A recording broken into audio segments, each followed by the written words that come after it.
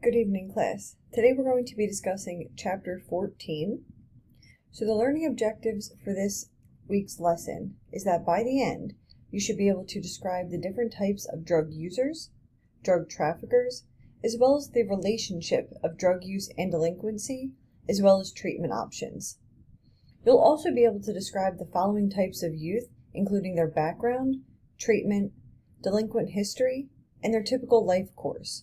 Those would include juvenile sexual offenders, juvenile gang delinquents, violent juvenile offenders, mentally ill youthful offenders, crossover youth, as well as youth who are homeless. So let's jump into today's lesson. First, we're going to discuss the types of special populations of youth. You can have special offense youth, which are youthful offenders with substance abuse histories, sexual offenses, gang involvements, as well as violent offenses. We then have special needs youth. These are youth who have chronic mental health issues. And then special population residents, which are considered your crossover as well as your homeless youth. So we're going to go into detail into all these different types of special populations of youthful offenders. So let's begin with drug users and traffickers. So for a drug user or trafficker, life generally revolves around obtaining, maintaining, and using those drugs. Drug use was high during the late 1960s into the 1970s. However, this decreased between 2001 and 2008, when we did see again a slight increase in juveniles using illicit drugs. A 2010 national survey on drug use and health found that approximately 22.6 million adolescents who were aged 12 years or older have a current illicit drug, are a current illicit drug user. And that was a 2010 study. So what are the main types of drugs that youth are using? Here's a whole list. They're using alcohol, tobacco, marijuana, cocaine, methamphetamines. We have youth on our caseloads who are currently meth users. They use inhalants where they're huffing paints or huffing aerosol containers. They'll abuse sedatives as well as stimulants. And we also have a big heroin problem out here in PA. I'm not sure what it looks like out in Nebraska for you guys. So what's the relationship between a juvenile using drugs and their delinquency? Well, research has found that delinquency typically precedes the use of drugs. So substance abuse is just one interrelated and overlapping issue for adolescents, including delinquency, teen pregnancy, failure in school, and even dropping out of school. So there's a couple different findings that explain the onset and continued use of youth who use illicit drugs. So first, there's a sequential pattern of involvement in drug use during adolescence. So they found that minor delinquency and exposure to friends and or parents who drink will lead to alcohol use or can lead to alcohol use, as well as minor delinquency and an adoption of beliefs or values that are consistent with peers who oppose parental standards can lead to marijuana use. And then marijuana use can also lead into the use of other illicit drugs. They also found that pre-perinatal risk factors, as well as early development and community risk factors, have a relationship between drug use and delinquency. So for example, things such as in-the-womb difficulties during pregnancy, minor physical abnormalities of the child, as well as brain damage. As far as early development is concerned, we have things such as having a family history of alcoholism, family conflict, and poor family management practices. When we look at community risk factors, the largest one is going to be the youth living in a disorganized neighborhood. And then we found that hard drug users are more likely to engage in chronic delinquent behavior. So the heaviest drug users are actually more likely to commit property offenses, while those who are high in trafficking drugs are more likely to commit crimes against people. And youth who both use and sell drugs frequently are more likely to commit both types of crimes. So we found that 50% of serious youthful offenders are also multiple drug users, so they use multiple drugs at a time. So what are the different types of drug and alcohol users? The first category we have is social or recreational. In here you have your experimental drug users. So these are individuals who are just curious about drugs and who may occasionally use them to test the effects of them. Your social and recreational drug users are also going to prefer substances that are cheap, easily available, and who have a high potency. They'll also use experience-enhancing substances for the purpose of self-exploration, as well as narcotics to escape or retreat from the external world. And additionally, alcohol use is very common in social or recreational users. So we consider social and recreational users specifically to be those who use drugs just to socialize with friends. The second category we have are addicts. So you can have two types of addicts. Your first is going to be your heavy and regular user, who this person is going to spend considerable time and money obtaining drugs. Drugs are going to play a very important part of their lives. However, this individual can still function to meet social and academic responsibilities. This person may become intoxicated every evening, though. They may also need that boost in the morning before school and even during school, so they may be known to drink during school or use drugs during school hours. And then you have those who are dominated by drug use, and these are going to be your highest level of an addict, where the process of securing and using drugs is interfering with their ability to function properly on an everyday basis. So what are the consequences of using drugs and alcohol as a youth? Well, short-term consequences are that the youth will have an increased likelihood of arrest and referral to the juvenile justice system. They're also vulnerable to using other drugs, and they may have a loss of interest in school and impaired psychological functioning. Long-term consequences can include respiratory problems, drug dependence, chronic depression and fatigue, as well as social and financial problems, and unfortunately, even exposure to AIDS. So let's take a look at drug traffickers. Drug traffickers can either sell independently or typically as part of a gang. Your drug traffickers, usually if they're trafficking for part of a gang, they're going to be your adolescents between ages 11 and 12 who will be the mules, and then you'll have older youth who are going to be responsible for selling on the streets. So mules are simply a slang term to mean an individual who is responsible for the transportation of drugs back and forth. So the juvenile gang youth who is in an emergent gang and selling drugs will get a percentage of the drug sale profits, as we talked about in chapter 13. These youth will be able to buy expensive clothes, they might buy a car, they'll be buying many presents for their boyfriends or their girlfriends, they'll have lots of different toys, like lots of PlayStations, maybe an Xbox, and different entertainment systems, big TVs. So you can typically tell when you have youth on your caseload who start selling drugs or who are selling drugs. You can tell because they show up with expensive things that you know the family can't afford. For example, I had a youth who historically had sold drugs, came out of placement, was home, and was on an aftercare program and a drug use program. And we found out he was selling again. He showed up with like an Apple Watch, showed up with UGG slippers, things that we knew his mother couldn't afford or would never buy for him because of his delinquent history. So those are things to look out for as a juvenile probation officer. If your client starts showing up with a lot of expensive things and you know the family situation doesn't support that, then you should start questioning where or how they're getting them. So let's look at drug treatment and prevention. So effective programs are going to take a multidisciplinary approach, and they're going to incorporate early childhood and family interventions, as well as school-based interventions, and finally, comprehensive community-wide efforts. So treatment can take place in psychiatric and hospital settings through private insurance or youth who have families that are able to afford out-of-pocket costs, or they'll be privately administered facilities through placement through the juvenile justice system.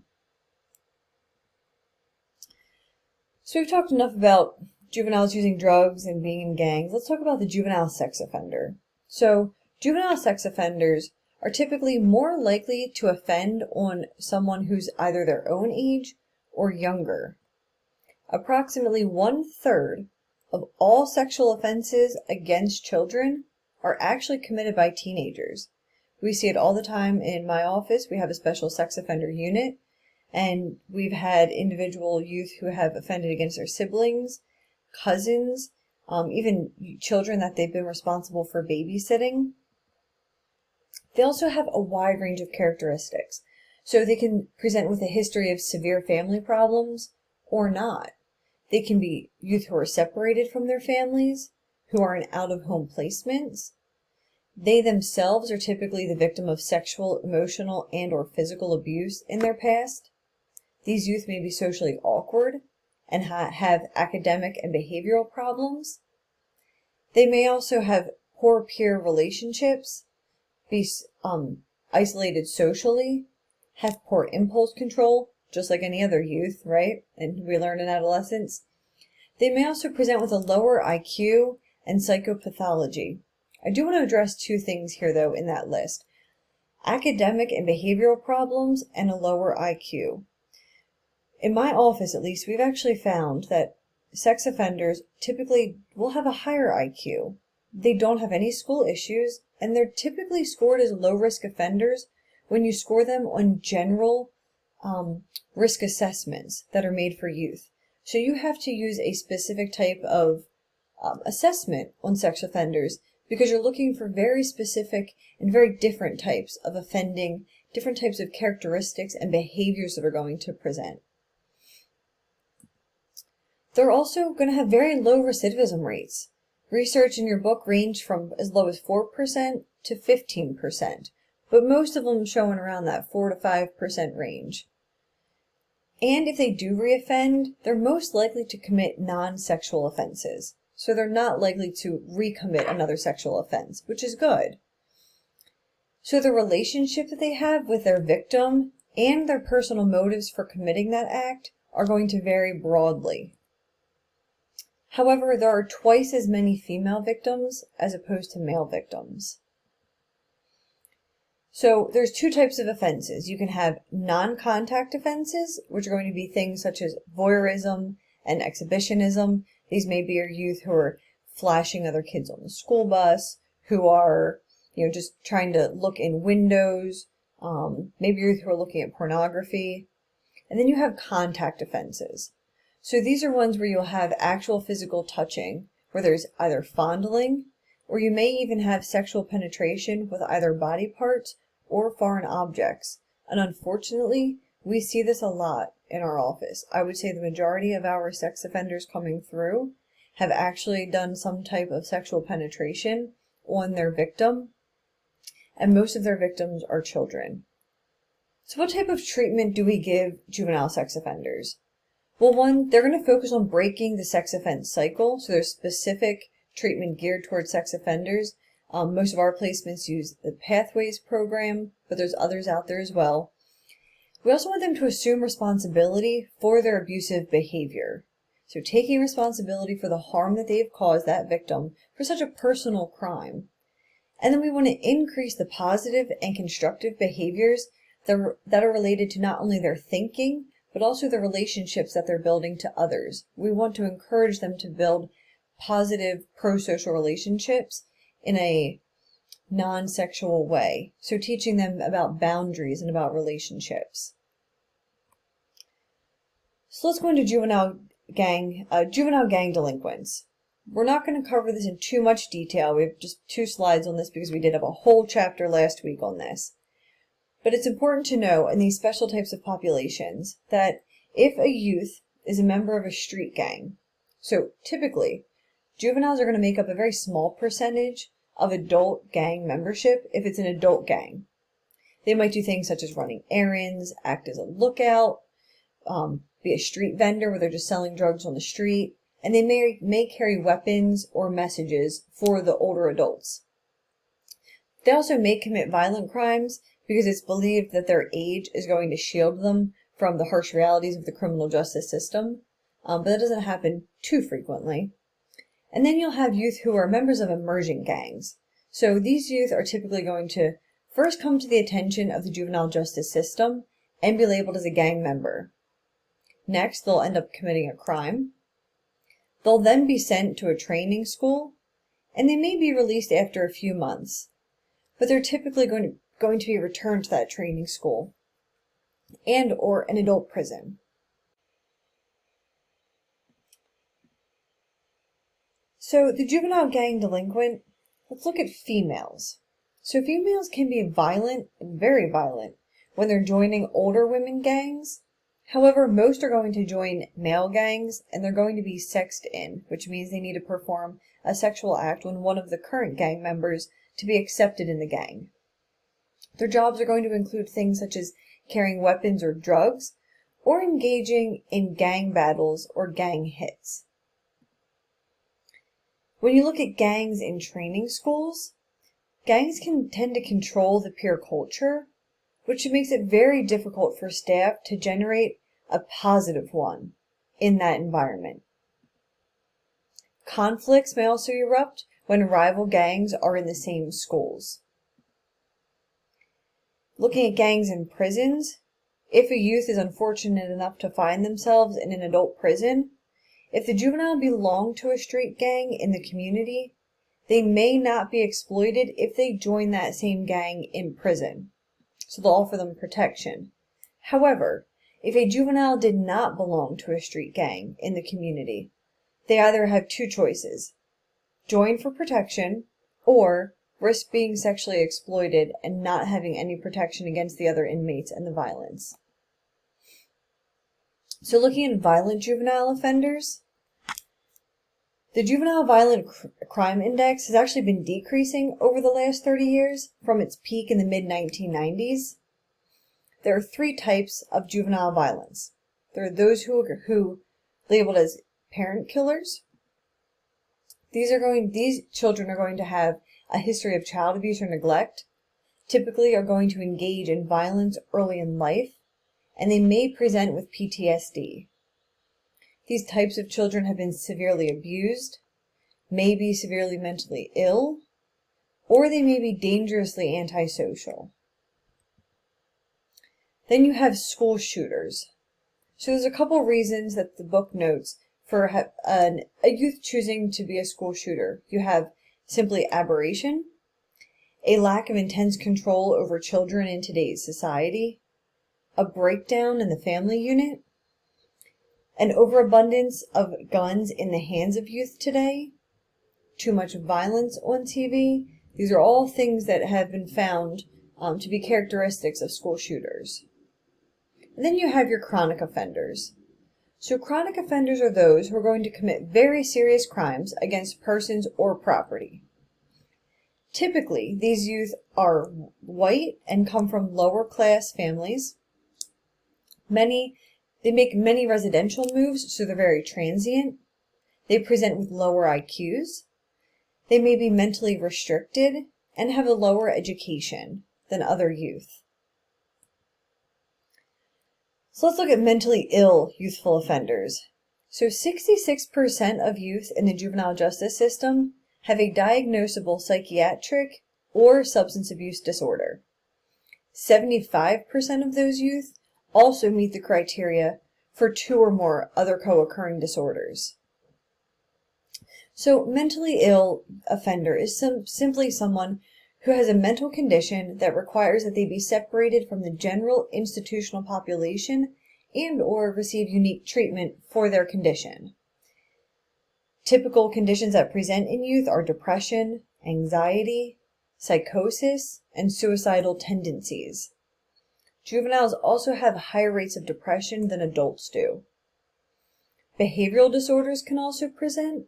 So boys are 2 to 3 times more likely to present with ADHD or attention deficit hyperactivity disorder. And between 30 and 50% of juveniles in detention centers are diagnosed with disruptive behavior disorder. So looking at the assessment and treatment of these mentally ill youthful offenders, so they say that Detention facilities should be performing health screens of all juveniles within the first hour of admission, and then do an in-depth screening after 7 days. However, research finds that only about 70% are performing the initial screening, and then only around 50% are performing the in-depth screen. So your text notes 5 standards for these mental health assessments. It says that 1, these assessments that are performed should be valid and reliable and be done so within the first 24 hours. They should also perform extensive assessments by mental health professionals as soon as possible to determine any services that may be needed. They should use multiple sources to gather their information on that child, and we should be screening detainees before they're released back into the community to ensure that they're not presenting with any additional concerns and to make sure that they have the proper services going back out into the community. They should also repeat the screens on a regular basis for detainees that are in custody. So we have preventative detention versus therapeutic detention. Preventative detention is going to be when the offender poses a risk to others, when they're a flight risk, or when we're concerned that they may not show up for court. Whereas therapeutic detention gives added support and therapeutic care such as counseling to the youth, in addition to all of the same functions that preventative detention does. All right, now we're getting into our crossover youth. I know we're going through these quickly, but there's just so many to get through. So we'll recap at the end. Crossover youth.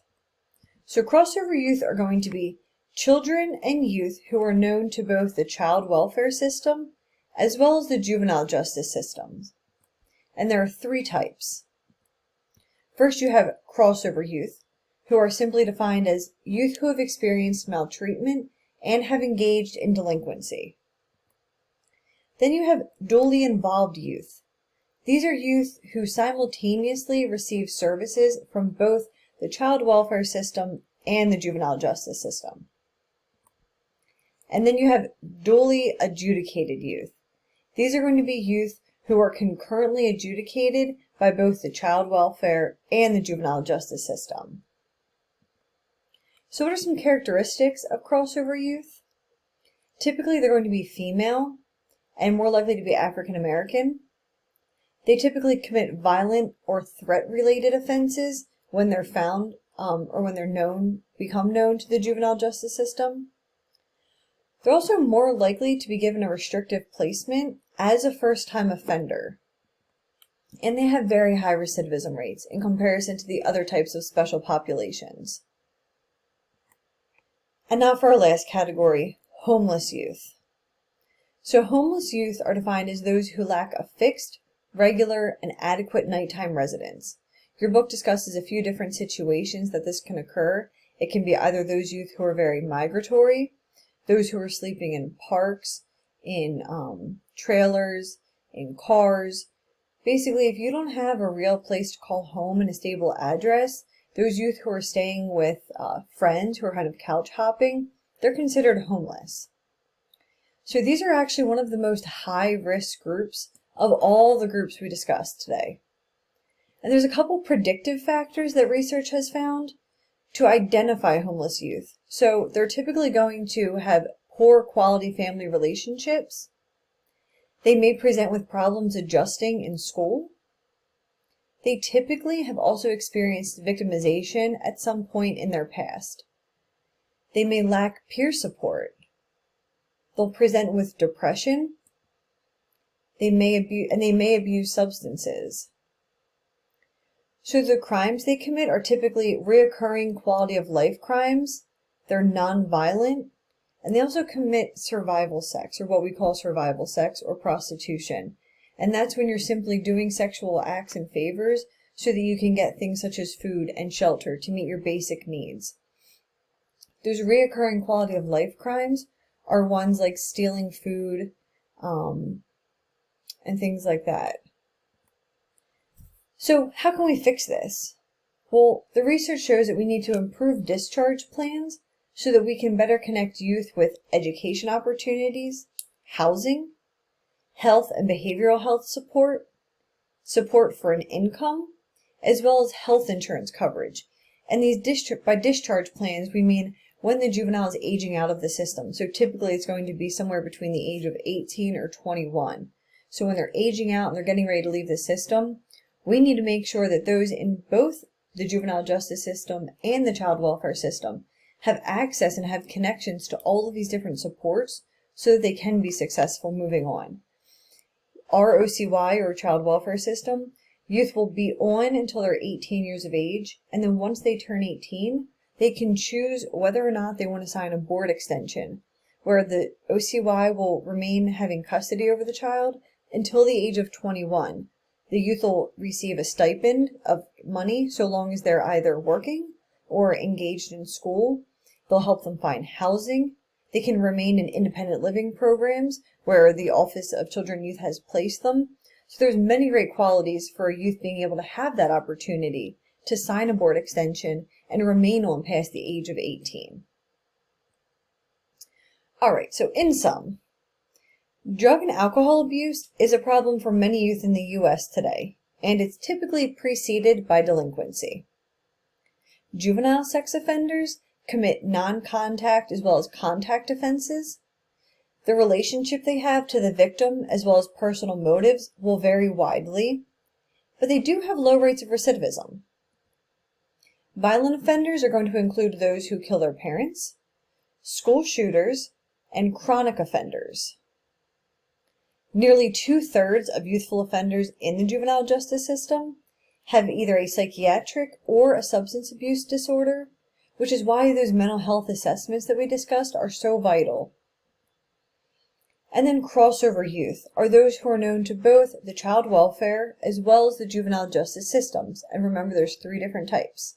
You have crossover youth, duly involved, and duly adjudicated. And then finally, homeless youth are one of our highest risk groups, with numerous predictors from problems at home and school, as well as previous victimizations. So, thank you for watching your Chapter 14 lecture.